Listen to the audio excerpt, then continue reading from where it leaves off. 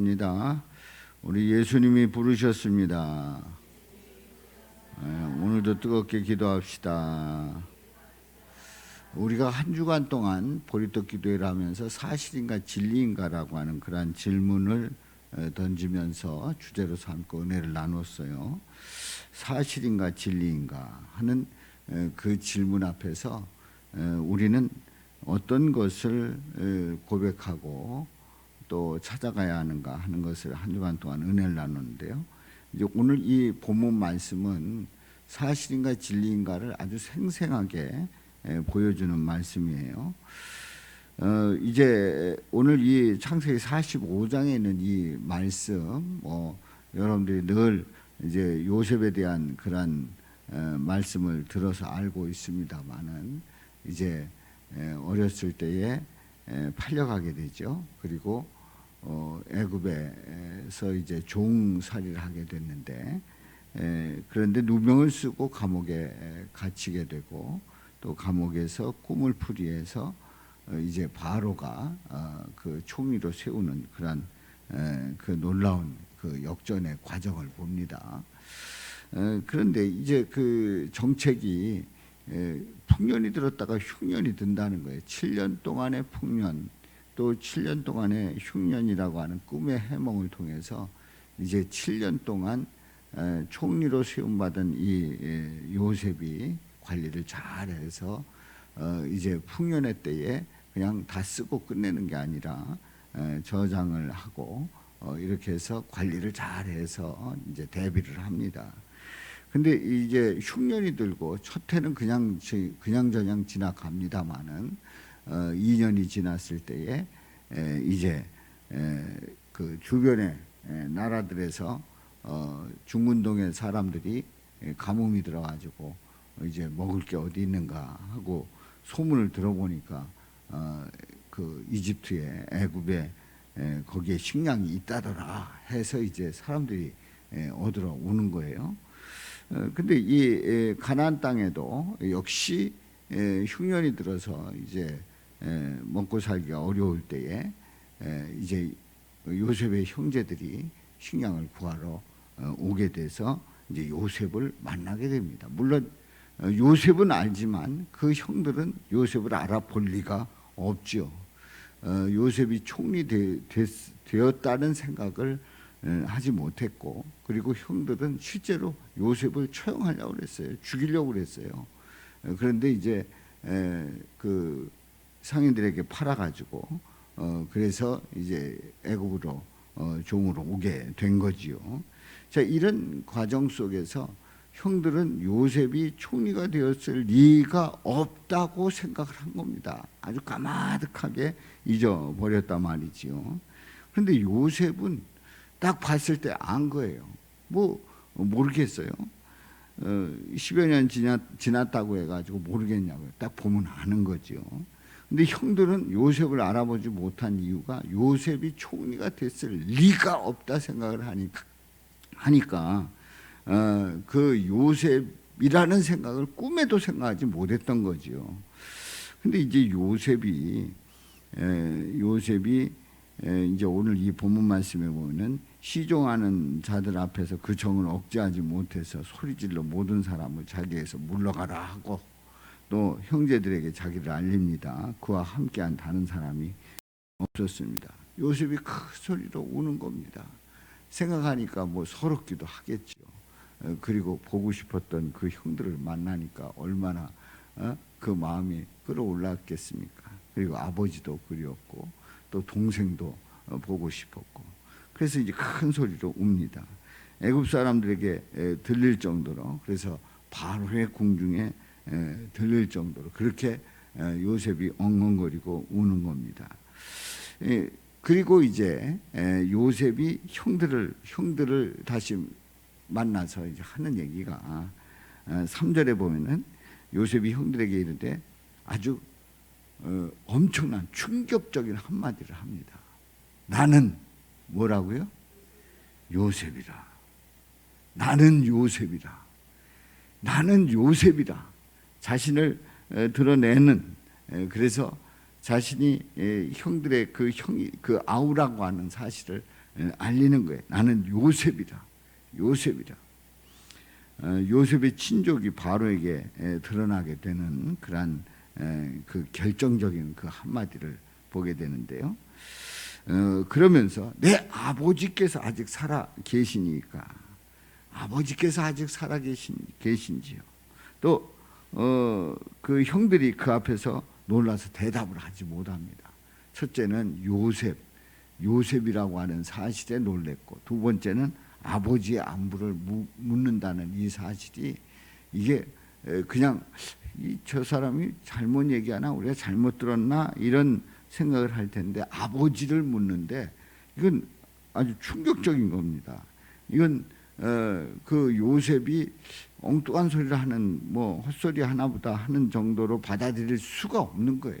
아버지를 묻는, 안부를 묻는 그 질문 속에 형들은 대답하지 못합니다. 놀랬지요. 자, 요셉이 형들에게 하는 말이 이렇게 말을 합니다. 이제 놀래가지고 어쩔 줄 모르는, 그야말로 안절부절하는 그 형들에게 요셉이 하는 말이, 4절 말씀 우리 다 같이 읽습니다. 시작.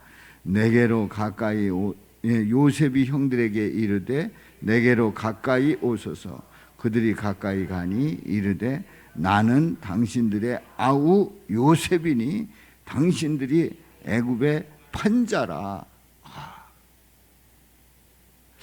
어쩌면 그 10명의 형들 중에 어떤 형은 오줌 쌌을 수도 있어요. 죽이려고 했던 그 형은 오줌 쌌을 수도 있어요. 진짜 충격적인 거죠. 이건 상상도 못한 일이고, 이거는 뭐 있을 수도 없는 일이고, 이건 상상할 수도 없는 일이었어요. 창세기 37장에 보면은 그때 미디안 사람 상인들이 지나가고 있는지라 형들이 요셉을 구덩이에서 끌어올리고, 그래서 죽이지는 말자, 이렇게 해서 이제 구덩이에서 끌어올리잖아요. 그리고 은 20에 그를 이스마엘 사람에게 팔매, 그 상인들이 요셉을 데리고 애굽으로 갔더라. 애굽으로 간 거예요. 애굽에 팔아 넘겼어요. 분명히 형들이 한 짓이 있습니다. 한 짓이 있어요. 자, 지금 4절 말씀은 요셉이 뭘 말하는 거예요? 자신을 애굽에 팔아 넘겼다. 나는 요셉이다. 뭘 얘기하는 거예요? 사실을 얘기하는 거예요. 있는 그대로, 있었던 그 일 그대로 얘기하는 거예요. 사실을 얘기하는 거예요.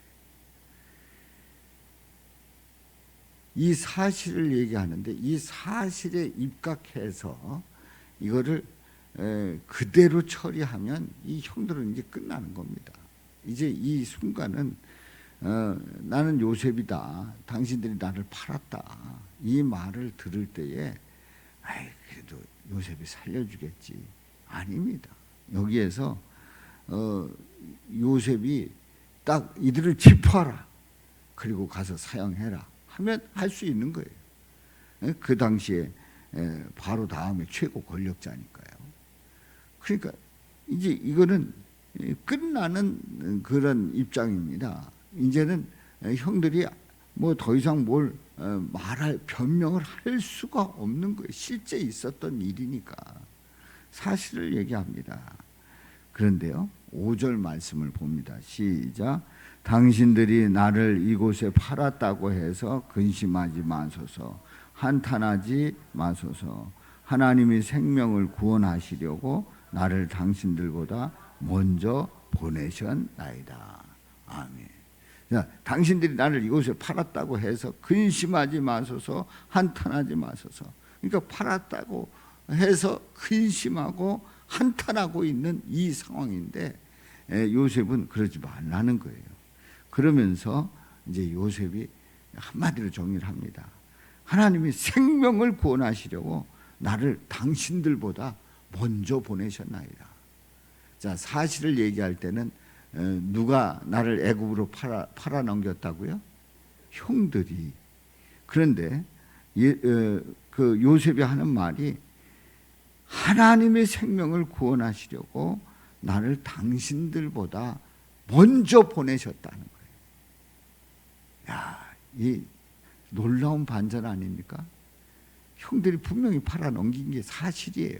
사실인데 아니라는 게, 그게 아니고 하나님이 생명을 구원하시려고 나를 먼저 애굽에 보내셨다는 거예요. 아니, 팔아넘긴 거하고 보낸 거하고 같아야 틀려요? 틀려요. 이거 완전히 틀린 거예요. 팔아넘긴 거는 뭐 돈 받고 넘겼으니까 뭐 가서 뭐 종으로 세우든 뭐 가서 뭐 뭘 어찌 하든 죽든 말든 상관없다는 거예요. 그러니까 이제 넘겼다고 하는 그 의미하고 보내셨다는 거예요. 보냈다고 하는 의미하고는 이건 완전히 비교할 수 없는 상황이에요. 자, 그런데 이제 우리가 분명히 아는 것은 팔아넘긴 건 사실이에요. 근데 하나님이 보내셨다. 생명을 건지시려고 보내셨다는 거예요. 이건 뭘로 해석할 수 있어요? 진리로 해석할 수 있어요. 진리. 바로 이게 진리란 말이죠. 하나님이 보내셨다. 당신들보다 먼저 나를 보내셨다는 거예요. 이게 진리예요. 우리는 성경을 볼 때에 사실로 보면 거기서 끝장날 일들이 얼마나 많은지 몰라요. 그런데 거기에 진리, 바로 하나님의 뜻, 하나님의 그 섭리가 무엇이냐 하는 거죠. 하나님이 보내셨다는 거예요. 진리를 말하고 있는 거예요. 바로 이제 6절에 있는 말씀, 6절에 이 땅은 2년 동안 흉년이 들었으나 아직 몇 년이 남았대요? 5년은 밭갈이도 못하고 추수도 못할지라. 지금 이 상황을 그대로 얘기를 하고 있는 거예요. 자, 이게 사실이에요, 진리예요? 사실이에요. 사실을 얘기하는 거예요.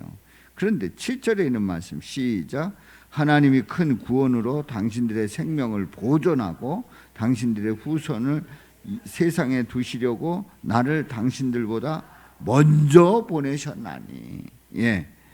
큰 구원으로 당신들의 생명을 보존하고 당신들의 후손을 세상에 두시려고. 당신들의 후손을 세상에 두시려고.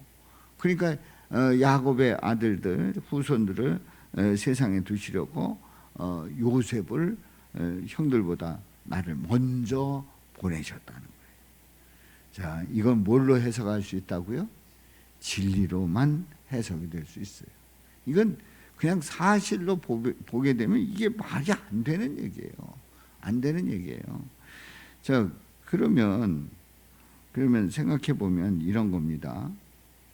아니, 그럼 보내려면 그 애굽으로 보내려고 하면 유학을 보내면 되잖아요. 유학을 보내면 되잖아요. 하나님이 보내셨다는데, 아니 하필이면 형들이 죽이려고 하다가 팔아넘겨서 애굽에 가게 했는데, 아니 그게 아니라 하나님이 보내시려면 그를 꽃가마에 태워가지고 그렇게 귀한 자식을 유학을 보내가지고 거기서 그 왕궁 내지는 그 왕궁 언저리에서 이집트의 학문을 배우게 하고, 그리고 미래의 비전을 품게 하고 막 이러고 이런 식으로 보냈다고 하면 더 확실하게 보내는 거 아닙니까? 그런데 종으로 보냈어요. 근데 하나님이 보내셨다는 거예요. 종으로 하나님이 보내셨다는 거예요. 우리는 진리라고 말하기는 하지만, 아니 진리면은 곱게 유학을 보내가지고 미리 준비하게 하지. 아니 왜 그딴 식으로 해서 보내놓고 하나님이 보내셨다고 하느냐 하는 얘기예요. 우리가 인생을 살아가면서 믿음 생활을 하면서, 아니 하나님이 축복해 주시려면 잘 되게 하고 건강하게 하고 공부도 잘 하고 돈도 잘 벌게 하고 또 모든 일이 하는 일마다 형통하고, 그래서 사회적인 지위도 있고 사람들이 다 우러러보고 그런 가운데 그 주의 일을 하면 더 멋지게 할 수 있을 텐데, 왜 믿는 사람들, 뭐 예수 잘 믿는 사람들 얘기 들어보면은 살다가 곤두박질하는 일들이 왜 있냐 이거예요. 쉬운 얘기로 왜 있냐 이거예요. 왜 예수 믿는데 고난이 있냐 이거예요. 왜 곤두박질을 하고 그리고 어려움에 겪게 되고 또 뭐 죽을 병에 걸리고 등등의 이런 과정이 있냐 말이에요. 또 실패하고 그리고 잘 나가야 되는데 왜 잘 나가질 못하고 막히냐 이거예요. 그게 뭔 뜻이냐 이거죠. 자, 한번 생각해 보세요. 요셉이 꽃가마 타고 이집트에 유학 갔다고 하면 공부하다가 아버지 어머니 보고 싶으면 어떻게 해요? 아마 그 집에 가고 싶어가지고 그냥 어떻게 할 줄을 몰라 하다가 뭐 유학이고 뭐고 다 소용없다 그러고 그냥 달아났을 수도 있어요. 그리고 또 유학을 하는데 뭐 유학비도 잘 보내주고 막 이러니까 긴장하지 않고 그냥 뭐 내가 가서 잘하고 있는데 그러니 뭐 하나님 바라보겠어요? 하나님 의지하겠어요? 기도하겠어요? 애굽으로 종으로 팔려가는 그 상황 속에서 춥고 배고프고 또 하대받고 그런 그 어려움 속에서 요셉은 이제는 부모 곁으로 돌아갈 수 있다 없다. 어떤 걸 생각했을까요? 돌아갈 수 있는 희망이 있다고 생각했을까요? 아니면 이제 부모님과 끝났다고 생각했겠어요? 끝났다고 생각을 하는 거예요. 완전히 이제는 끝났다고 생각하는 거예요. 그게 모든 걸 다 포기하게 되는 거예요. 그런 가운데서 이제 보디발의 집에서 인정을 받고 거기서 잘 하다가 누명을 쓰고 감옥에 가고 아주 뒤로 넘어져도 뭐가 깨져요? 코가 깨져요. 깐니마?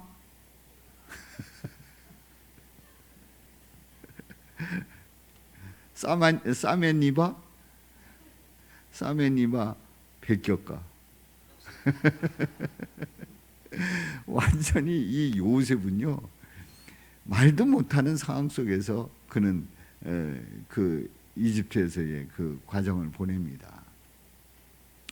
그러니까 이제 여기에서 중요한 게 있어요. 그러니 누구만 바라봐야 돼요? 하나님만 바라봐야 돼요. 주님만 바라봐야 돼요.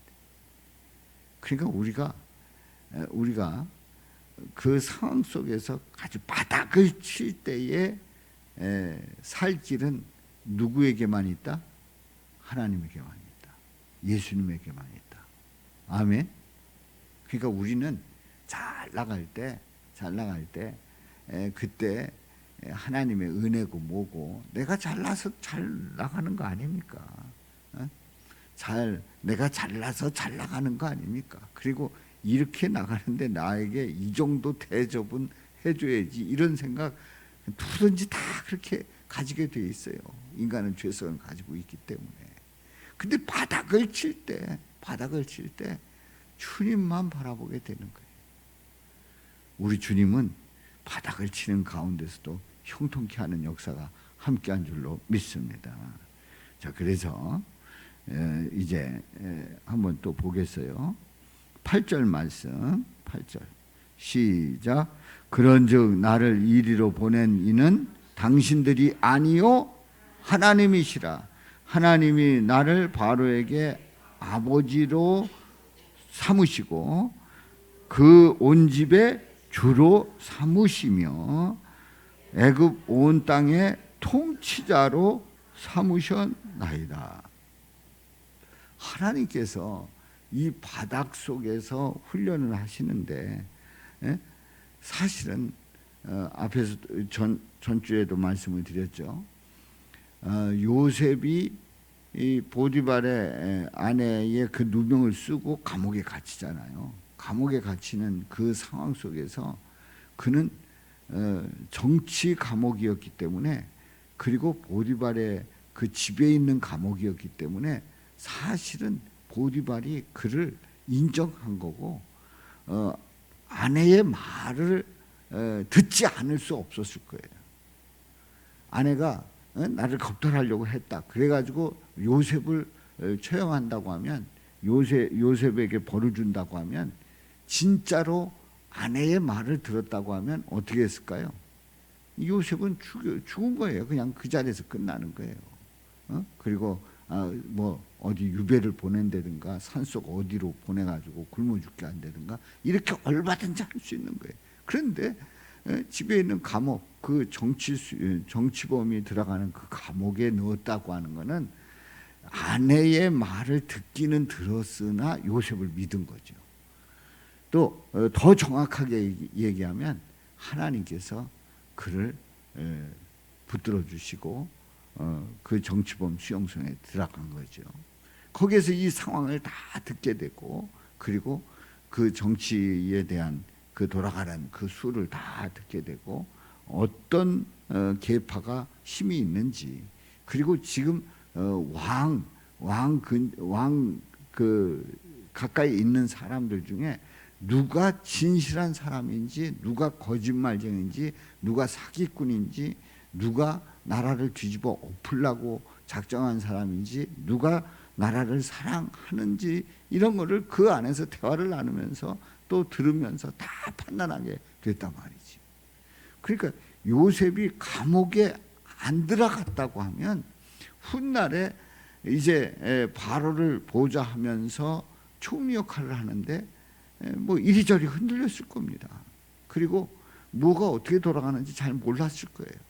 근데 감옥에 들어갔기 때문에 그 정치범들이 수용돼서 거기 와서 이제 맨날 하는 얘기 듣고 하면서 이런 돌아가는 것들을 다 들었단 말이지요.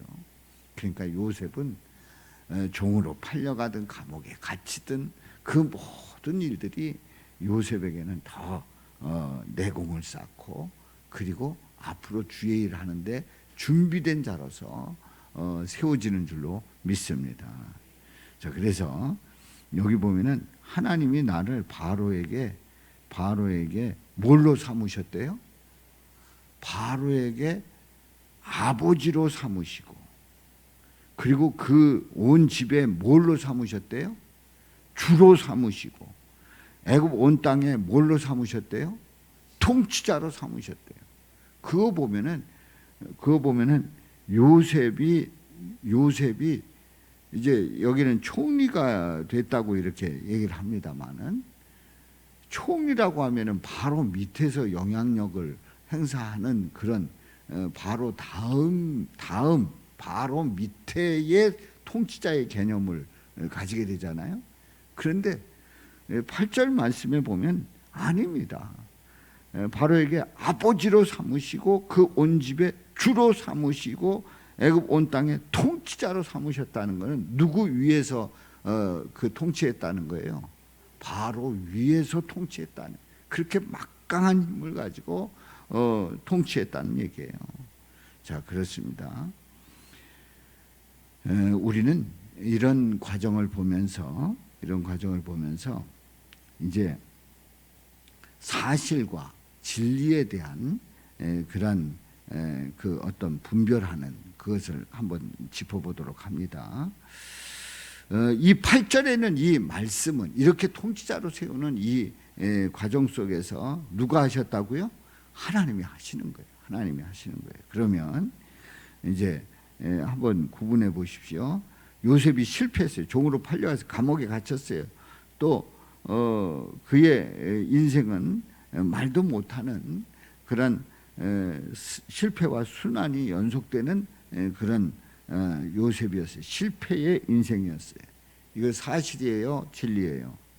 사실이잖아요. 그럼 요셉이 총리가 됐어요. 이게 진리예요? 사실이에요? 사실이에요. 총리가 됐다는 그 자체는.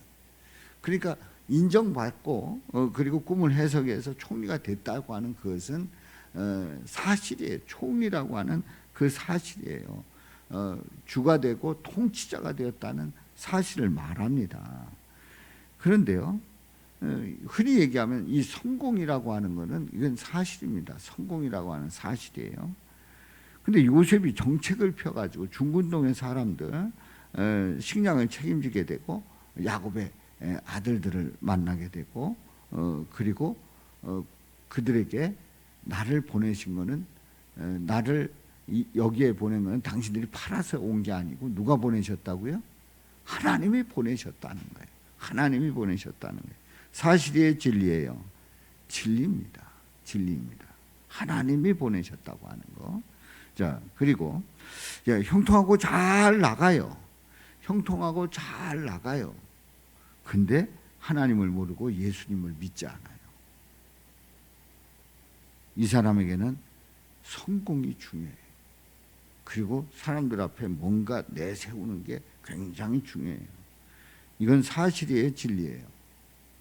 사실의 표면이잖아요. 표면. 형통하고 잘 나가는데 하나님 몰라요. 예수 안 믿어요. 성공이 그 사람에게 굉장히 중요해요. 이런 일반적인 인생의 목표를 사람들은 가지고 있잖아요. 이게 사실이에요. 그런데 더 중요한 것이 예수님을 알고 영생의 삶을 살아야 한다는 것을 어떤 위치에서든지 고백하고 그래서 예수님을 바라보면서 살아가요. 사실의 삶이에요? 진리의 삶이에요? 진리의 삶이에요. 진리에 붙잡힌 바 된 삶이에요. 자, 결혼하려고 우리 청년들이 있는데 결혼하려고 하는 남녀가 그 배우자를 만날 때 뭐가 중요해요? 마음이 중요하다고 그러잖아요. 근데 진짜는 뭐가 중요하대요? 외모가 중요하잖아요. 외모. 응? 외모 중요하고 경제적인 능력 중요하고 배움이 중요하고 더 나아가서는 집안 배경 중요하고 더 중요한 건 돈이 있냐 없냐. 응? 이게 중요하잖아요. 자, 뭐가 중요해? 이걸 어떻게 봐야 돼? 사실이에요, 진리예요? 이건 사실이에요. 사실이에요. 그런데 그렇게 볼 수도 있는데 믿음의 사람이고 예수님을 믿고 말씀으로 살아야 한다는, 그래서 하나님께서 나를